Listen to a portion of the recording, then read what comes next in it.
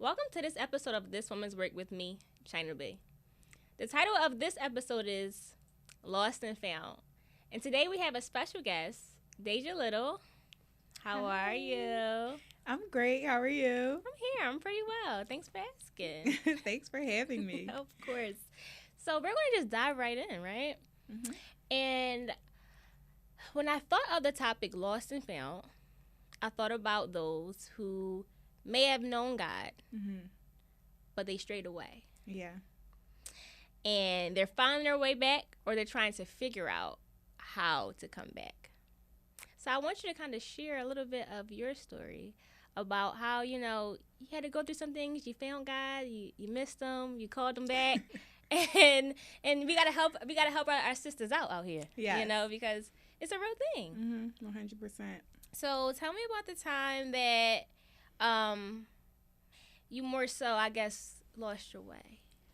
I would say I've always known Christ as my personal savior since a little girl, but it was never a personal relationship because I feel like growing up in the faith, you already know you go to Bible study, Sunday morning Yes. service, Sunday evening service, like you're part of the church.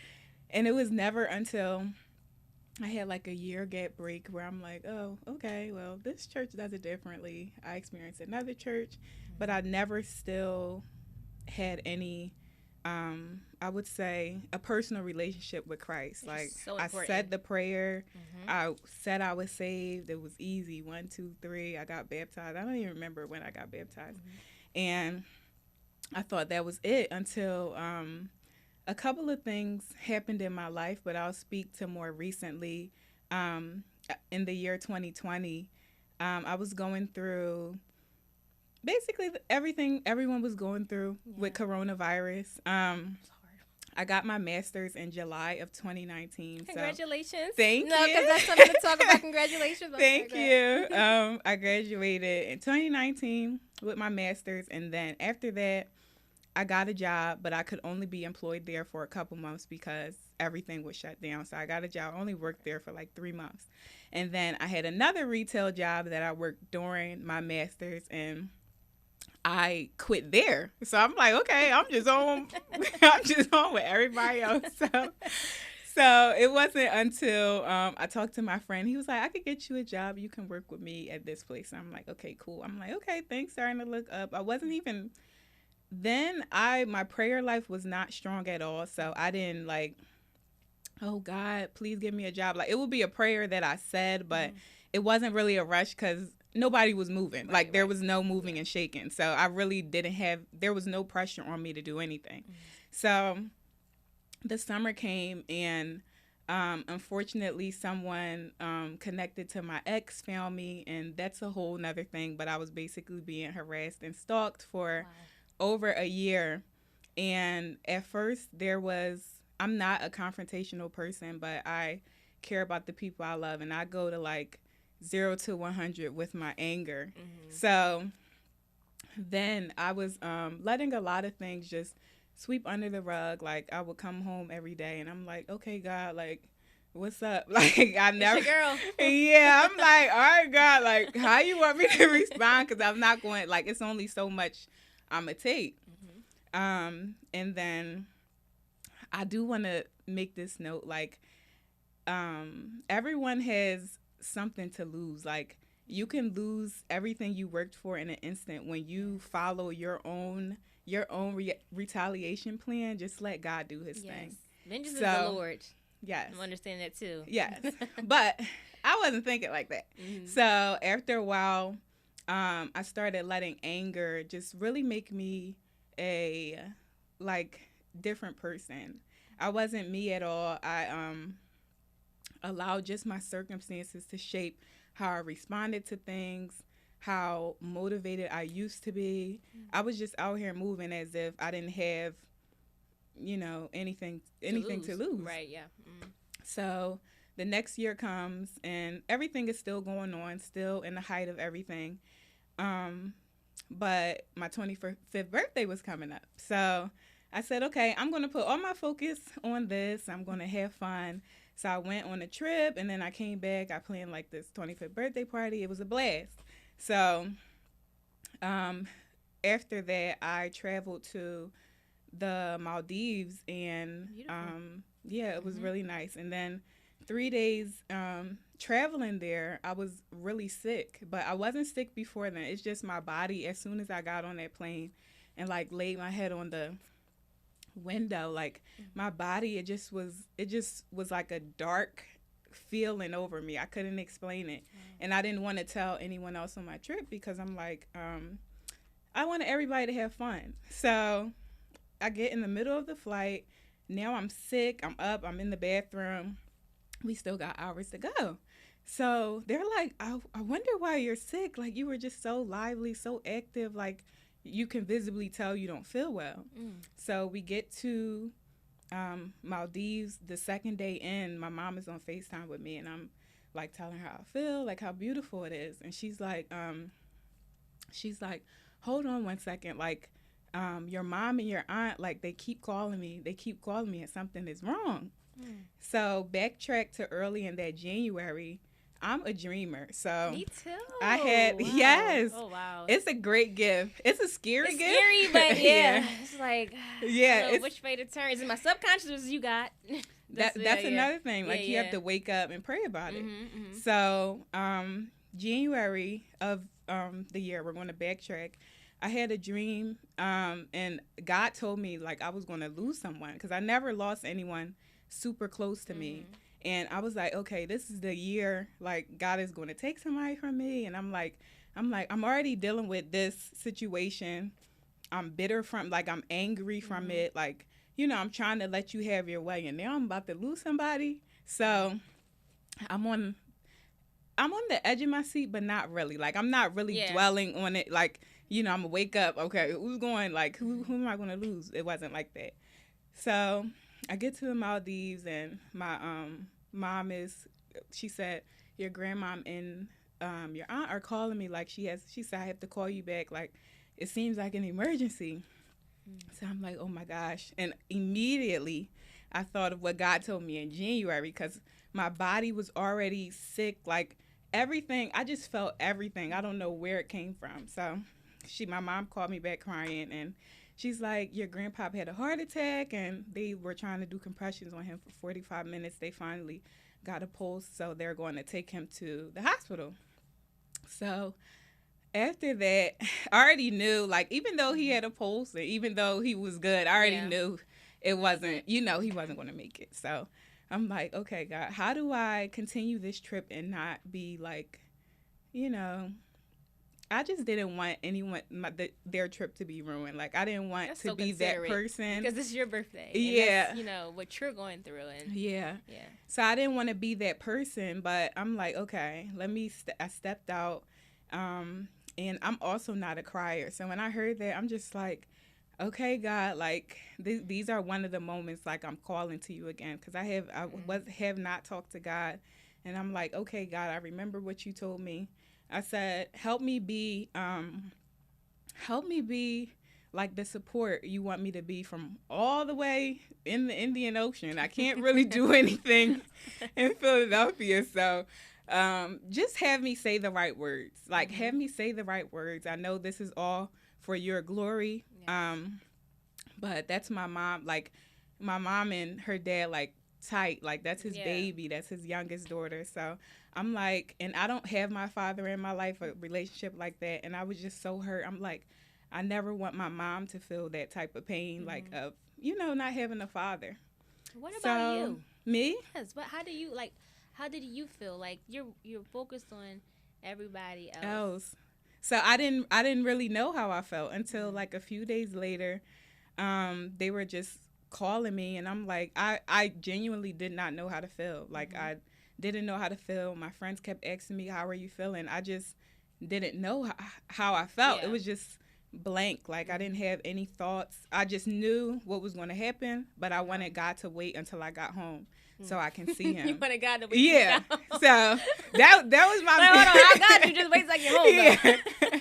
That was my main prayer. Oh, that's another thing. That's all I kept praying. I said, God, can he not die until I get home?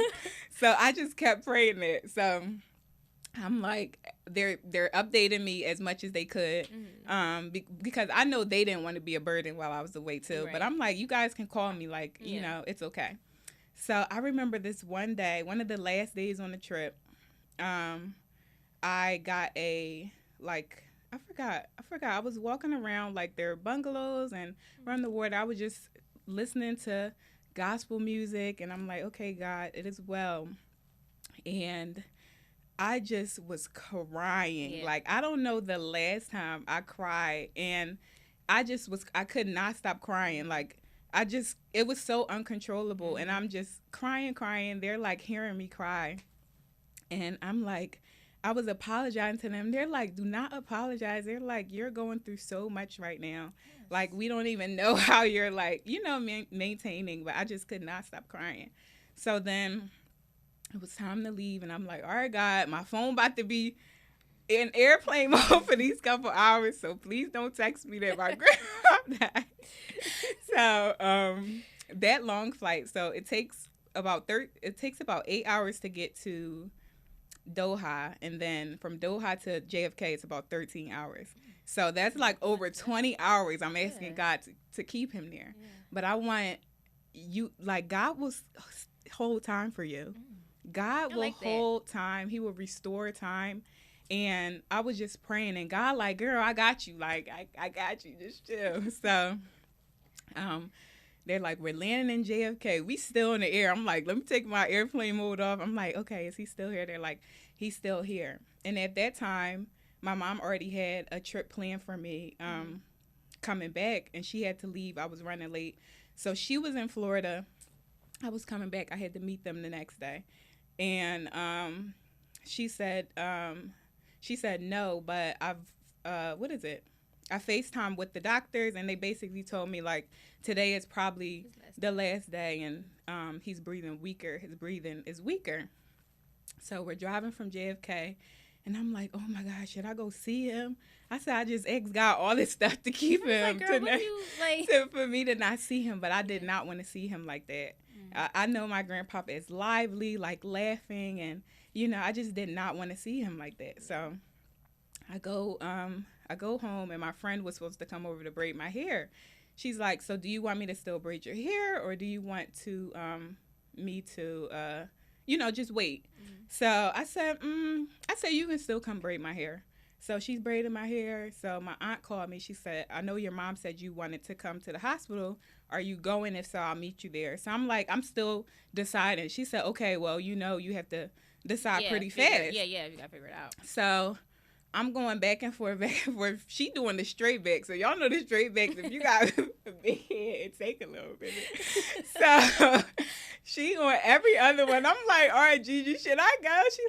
She like, just go. She said, I understand both ways. She said, I understand if you don't want to see him like that. So you went to go see him? No. So before she did the last braid, I said, okay, Gigi, I prayed. I said, I'm not gonna go see him. I don't want to see him like that. And I don't know, it just will really taint my memory of the last time I seen him, because the last time I talked to him was just on my actual birthday. He called me. He said, you look beautiful, and he said, I love you. I'll talk to you later. And that was our last conversation. And I said, I'm just going to keep that as our last conversation. So after that, literally when she finished the last braid, when I said, okay, G, I'm not going to go, and I text my aunt, I said, I'm not going to go. She said, as soon as you sent that text, he passed. So she FaceTimed me, and it just looked like he was sleeping. But I'm like, thank you, God, for allowing me to just make that decision for myself. Like, you knew what I was going to choose anyway, but you're so faithful to, give me, I don't know, just reassurance that you're listening to me and that you hear me. So when that happened, were you at a place with, like, God, I guess, where did that anger become something different? Did it change? And so what happened there? So after that, I was pretty okay for about 2 weeks. I was really happy, but then everything in me just turned into rage. It was like Mm-hmm. night and day. Like I Mm-hmm. woke up, went to sleep one night, I was cool. Fine. Mm-hmm. I woke up the next day, it was just black and white. And that led me to putting revenge in my own hands. And just that next month, I landed myself in prison on The plot's yes. just thickened. That cost me what was it? I think I had 2 felonies and 2 misdemeanors, and they were like serious. Oh, you did some So damage. that whole situation was God just telling me like, okay, I gotta sit you down for a little bit, because if I don't, you're not going to chill. And I really wasn't. I really was not going to chill. So just the whole situation was God's favor. The way that I found out that I had an arrest warrant in Philadelphia, because I'm not from Philly, I already pressed charges for harassment. So they told me in court that I had A warrant out for your. a warrant. Oh, So I that's was something. like, first of all, I was like, what? And the cop that was helping me at the time, he said, do you think this is funny? And when I'm in serious situations, I do You smirk, laugh? and I'm like, I'm so sorry. Like, I said it's not funny, but like, I'm sorry. So he said, I am all for you. He said, whatever you want me to do. So he said, but I need you to go down there and get this figured out and call me and let me know what's going on.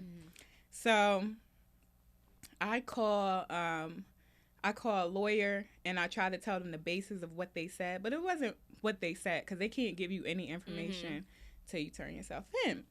So I called the person that submitted the warrant, whatever it's called, and he said, honestly, I'm just going to make it easier for you. He said, instead of you coming here, he said, just go down to where is it at? 6 and race, 8 and race, whatever. Because if you come here, you're going to be sitting, and then we're going to have to transport you. And it was crazy. But cops don't tell you anything like this, Yeah, though. so you feel like So that was he still was God's like- favor right there He for was you. like, okay, I'll talk to you later. So I'm like, you won't talk to me later. Like, what are you talking about? So then this situation really burdened my heart, because I had to tell my mom everything what was going on. I was living with my mom. She didn't know anything of what I was going through. So you you process things differently, but you hold everything in. yes. But when you hold things in, do you at least go to God about it, or you just still hold it in? Because you said you wasn't even really praying. No, those last. So that's how that turned into rage and anger. Okay. I didn't. You could see it in my body, my face. I lost like over 20 pounds in 1 month, and I used to be so depressed with other things, not even just that harassment thing, but with other things. And I was never a drinker. Sometimes I would be so depressed, I would take a Benadryl and drink some wine just to have a nice sleep. And I'm like, God, if I don't wake up tomorrow, then I don't even care. that's it. So that's how sad I was. I was so small. And you could just tell. Like, you could just tell my nothing glowed. Like, I was just, all the life was just out of me. So even when I went down, I told my mom everything. She was like, okay, I'll come down before work. Even though I didn't want her to, but I'm like, okay, my mom, has to know now. Because even then, when I had to get processed and all that, everyone was just, I just felt like I was in a simulation. Everyone was just so sweet, so gentle. And even they were like, I love your lashes. Like, I love your Girl, hair. I'm about to go to jail. And You talking about my I'm like, relax. So then, after a few hours of sitting there, they called me to I forgot. You have to talk to somebody through a screen. And this guy, he said, he handed me a quarter. He said, oh, you're going to need this. I read your file. You're not getting out of here. So I'm like, I said, what is he talking about? Because I had no idea what was going on. So I'm talking, whatever. And my mom, she like hired this really good lawyer that we know.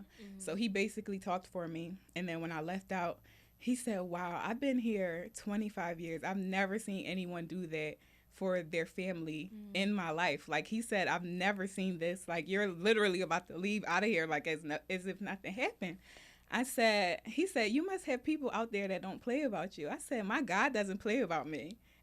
So I said, my God doesn't play about me. So then when we came out, he saw my mom and he said, you love her so much. And she was like, I love her so much. So I love my mom. Like, I hope when I have a daughter, my daughter loves me as much as I love my mom. That's amazing. But after that, I thank God for that, but I was still so hurt and angry, and I don't know, like, I just felt like I was running off of I really don't even know. I don't know how I was waking up every day. I don't know how I was just connecting all the dots together. So what was that moment then when you feel like, I feel like it sounded like you was losing your way. Yeah. What is that moment where you were found? Like when you was like found? Okay. Like I was lost. So let's fast forward here during the trial, because it wasn't over. I still had to go to court and stuff. So I would say 4 months later, in about January, and I'm like, I said, God, I really cannot do this anymore. I said, I cannot do this anymore. During that month, I was praying. I'm like, all right, God, like, I'm going to try this prayer thing again. I know people say that you're good. I said, but I haven't been shown that you're good for a while. I said, I feel like I do everything, the way I'm supposed to be doing it. And I feel like these situations that I have to encounter are just not fair. Yeah.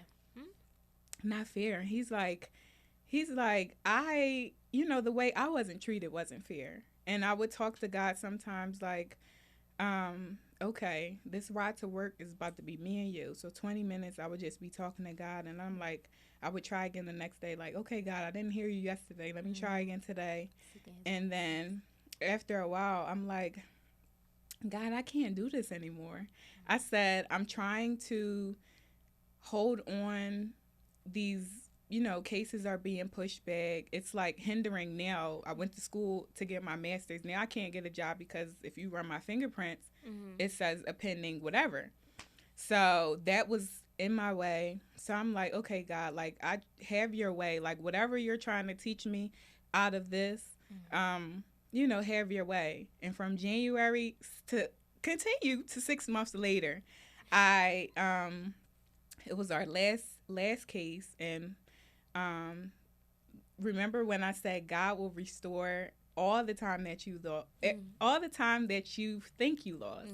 So we get to court and they say their piece, they do their thing, whatever. And that day, again, I woke up so sick, and I'm like, oh my goodness, here we go again. Going to prison. Yes, I said, here we go again. My body was bad.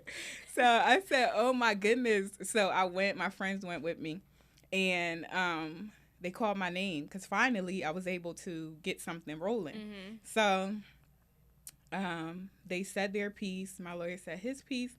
And immediately the judge was like, okay, well, blah, blah, blah, case dismissed on all charges. And girl, 2 minutes in, I was looking at the time, 2 minutes in, 120 seconds. And he said, okay, case dismissed, like, you may leave.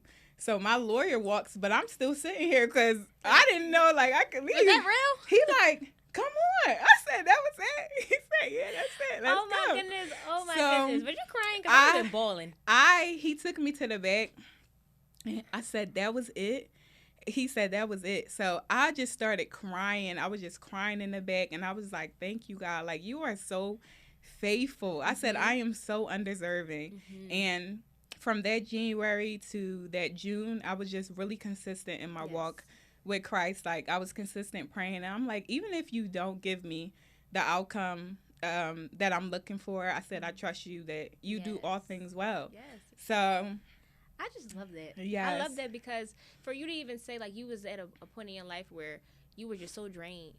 Like, me knowing you now, like, it's the light. It's a beautiful light about you. And it's so funny, when I came up with this topic, I promise you, I'm not making this up. You came, like, you was the first person to come to my mind. Wow. And I just feel like sometimes with God, we always ask why? Like, how come me? But then I realized you've been to church, you've lived these things, but you didn't know him. And now through that, it's like, now I know you. know Like, you him. was really lost the whole time. Mhm. This whole time you thought no, you was lost. Yes. And then, like, you're found. Like, I think Mhm. it's a beautiful essence. Like, Yes. a beautiful touch. I hate that you had to go through all that. Same. I really do. I do. But I'm excited that you're here. I'm excited that you look the way that you do. Thank you. You know, you're like, good. But I'm so sorry we had to wrap this all up because this was really good. Yeah. But before we wrap it up, I do want to ask you one question. Mhm. Well, it's more so like a moment for you to like reflect. Mhm. It's called Girl Check That. Yeah, Girl Check That. Okay. And it's just a moment in time where you just reflect with yourself and just like, yo, like what am I going to check moving forward so I can be a better person, a better woman, a better follower. So what would be like that moment for you, as far as just like, you know? I would check my priorities, how I prioritize my time. I feel like you spend the most time of what is important to you, and I want to make speaking to God important to me, reading my word and really understanding it really important, because everything you feed your heart, everything, comes out of it. Yes. So I just want everything that I say, everything that I do to be a reflection of Christ and his work in me. So I need to prioritize what I put in and what I prioritize. I think that's beautiful. I think the idea of being lost and found is just, or I guess, how do you become found? Yeah. It's pretty simple. Mhm. Just spend some time with them. Yes. Call them up. Submit. You know what I'm saying? Hey there, hey. And you'll know that you're like in his will, or that he's answering you, or he's moving with you, just by how not only your heart posture changes, but just how you start to look at life. Yeah. Like you said, you was so drained. Like you was, how you feel about yourself, how you feel about just life, it pours out of you. Like there's no way you can hide it. So I think that was amazing. I'm so happy that you got into that place as well. And I just can't wait to just stay tuned to this life. Thank you. I'm excited for this. I'm proud of you. You know, listen. I'm getting the girls together. We got to get the girls together, okay? Yeah. And I'm here for it, because at the end of the day, listen, Yeah. God got us. And that's why we are strong as we are.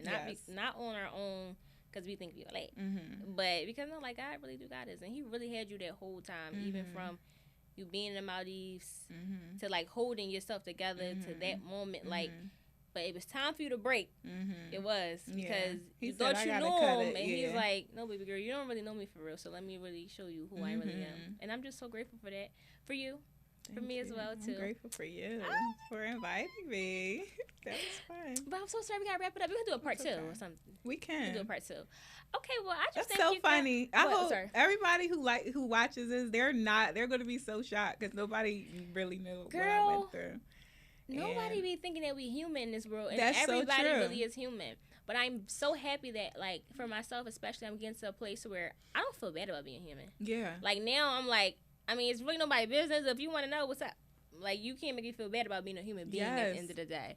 And I think that's what we have to really, like, share with others. Like, baby girl, you human. Yeah, dismiss all the ego and the pride and the shame. Nobody got time for that. Yes, he redeemed all that. And nobody got time for that. I'm human. I cried yesterday. You know what I'm saying? And it's okay.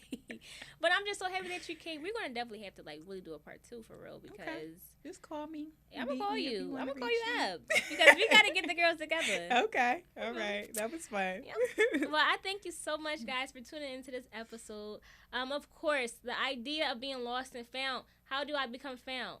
Call on them. It's very simple. You don't gotta do no dance or nothing like that for my Jesus to hang up. I mean, my Jesus to answer. Sorry. But overall, I just hope that you guys enjoy this episode, and I hope that you feel the need to just call on God, because he's going to be there for everything, for every moment. Nothing is too big for him. See you next time. Bye-bye.